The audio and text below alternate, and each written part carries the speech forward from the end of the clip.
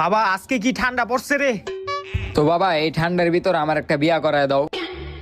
বয়স হয় নাই 10 বছর, হ্যাঁ বিয়া করার লইগা পাগল হয়ে আছে। আগুন পোহা।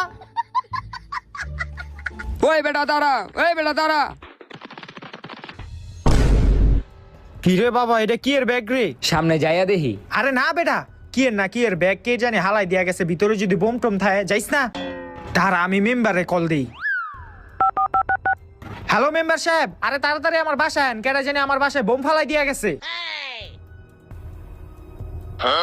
ওই বোম কই, বোম কই?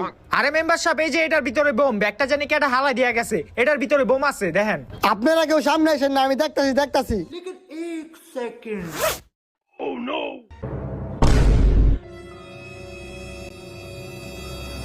এই মেম্বার সাহেব কই যান, বোম তো ফাইটে যাইবো গা। সমস্যা নাই, আমি তখন লেগে আমার জীবন দিতেও রাজি আছি। স্যালুট মেম্বার সাহেব।